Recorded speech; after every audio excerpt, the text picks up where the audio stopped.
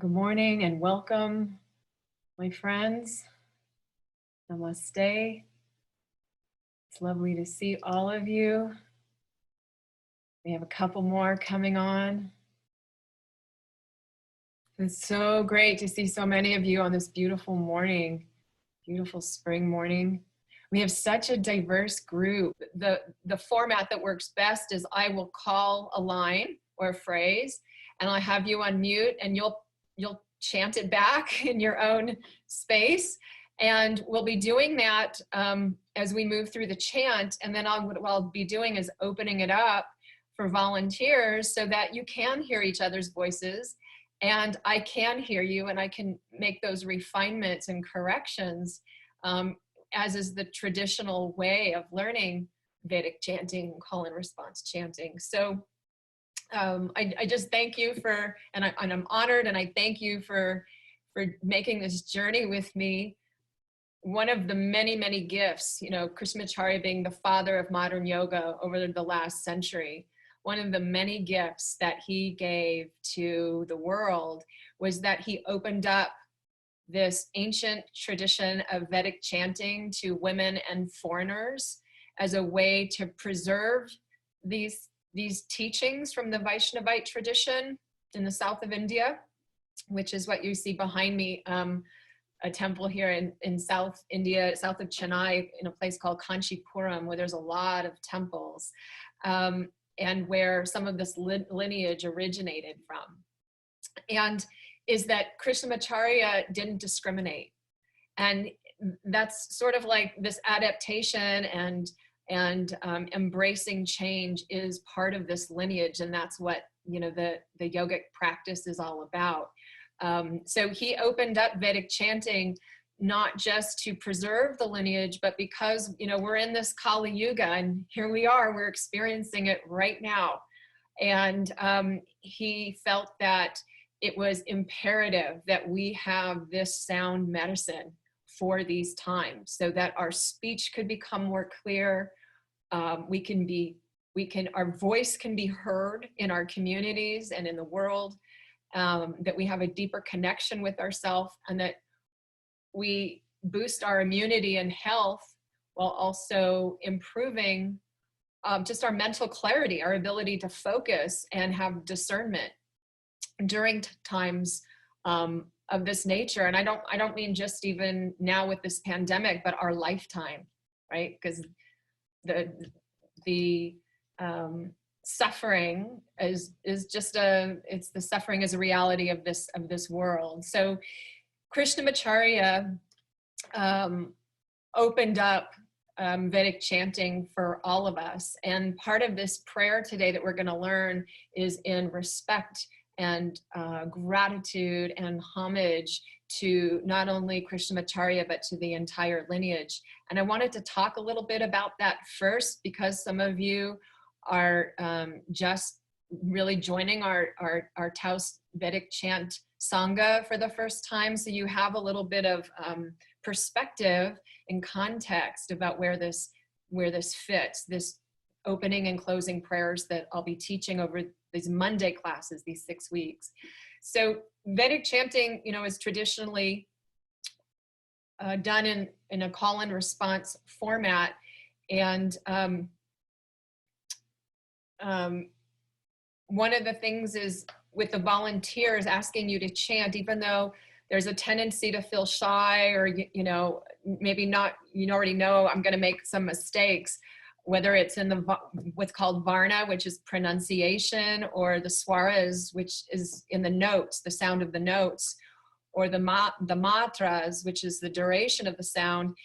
I want to just encourage you. I mean, I make mistakes still, and this is how we learn. And it's such an incredible opportunity to hear each other's voices and learn, not only learn from each other, but to see the progress that each of us makes even in just one session as we clean up and refine these samskaras, you know, that are expressed through our speech and thought.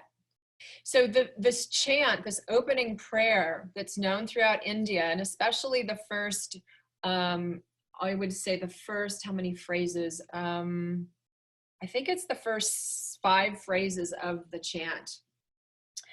They are used at the beginning of spiritual studies.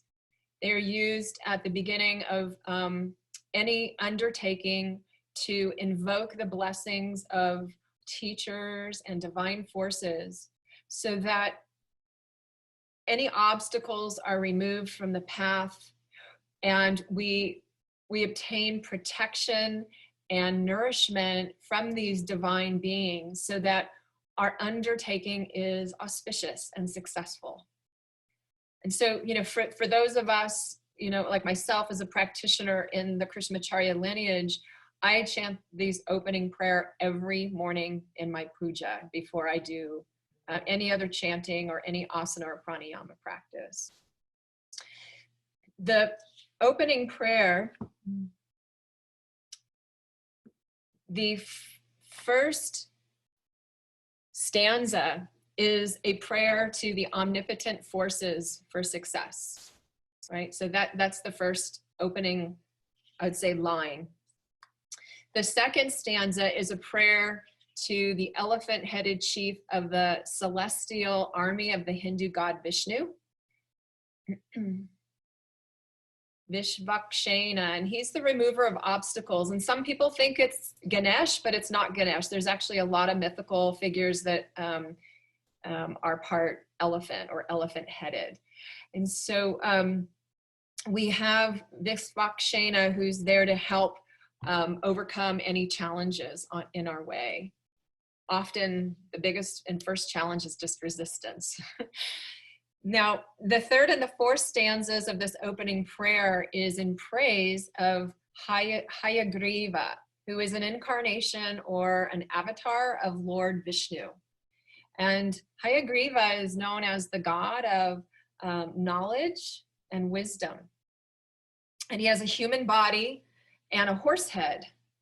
And he wears brilliant white like costume, and he's sitting on a lotus. So you can imagine, he's emanating divine wisdom.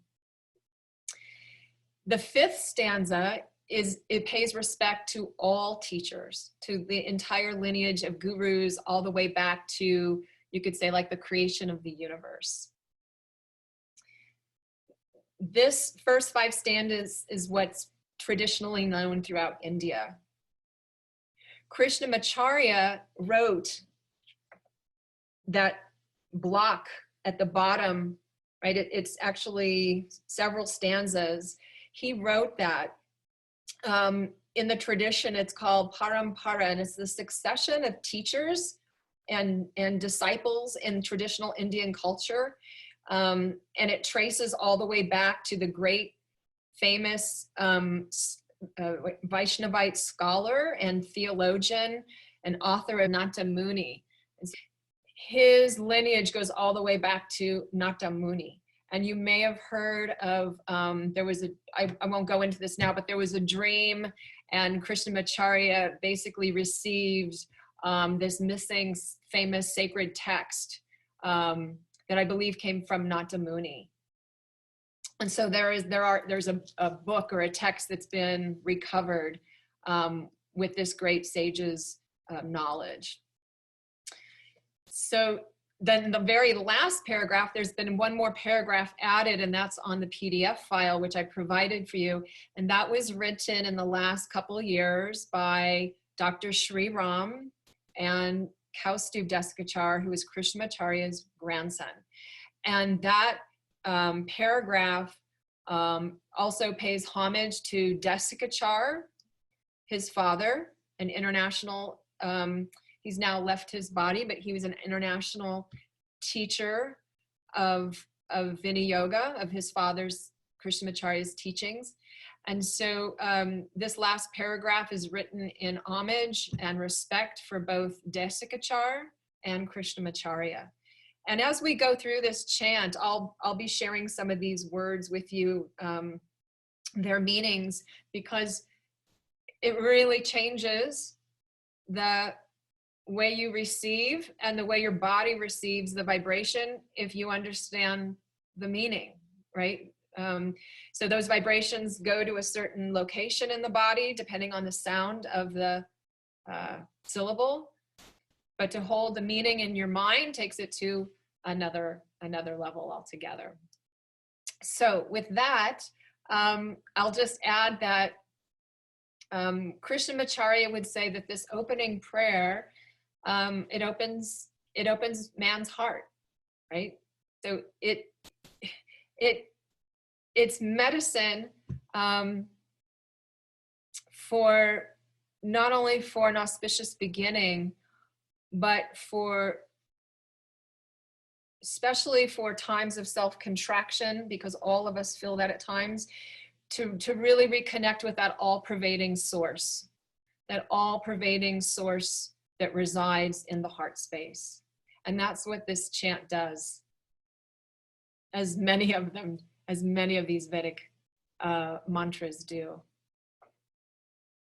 So with that introduction, we'll go ahead and get started and start to use your voices. And I want to encourage you, wherever you're sitting, however you're sitting, it's helpful if you are in a chair to place your feet on the floor and have a tall spine so that your whole diaphragmatic cavity can be open and relaxed. And what we'll do is I will go through each line. I'll break each line up in half. And if you would, repeat after me 2 times. They always have you start with 2 times. So what we're going to do is we're going to work on just the first paragraph, that whole first section today. That's 5 stanzas. Okay. And then if we have time, we'll come back through and I'll have you repeat it 1 time, and then I'll open it up so that we can hear your voices as well.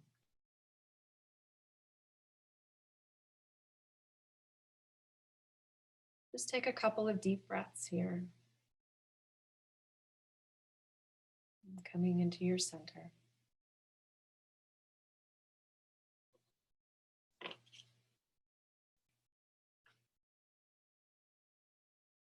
Holding in your heart this feeling of gratitude.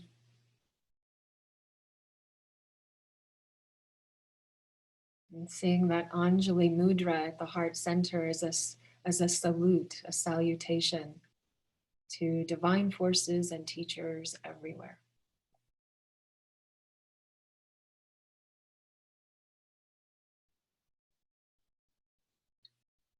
And please repeat after me.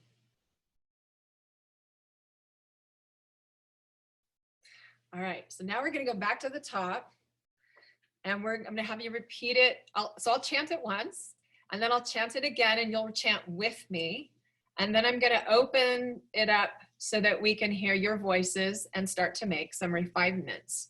So again, this first line, just to go over any diacritical stuff here, when there's a little hat or a horizontal line over a vowel, it means to make that vowel twice as long so it gets the same duration as an O or an E.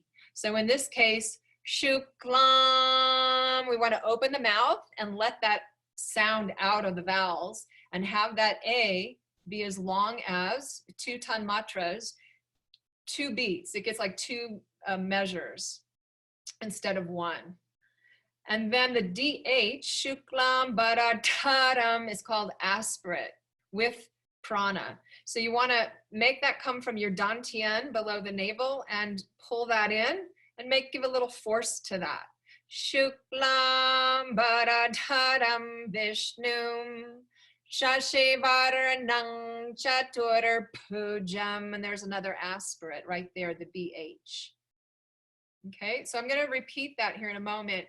Make sure you have that shashivar nung. The M dot changes to it's more like an inch sound.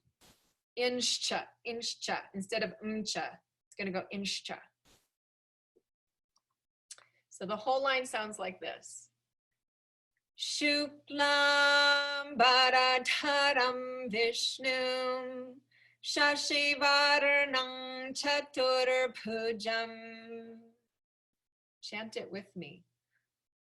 Shuklam Bharadharam Vishnu Shashivaranam Chaturpujam.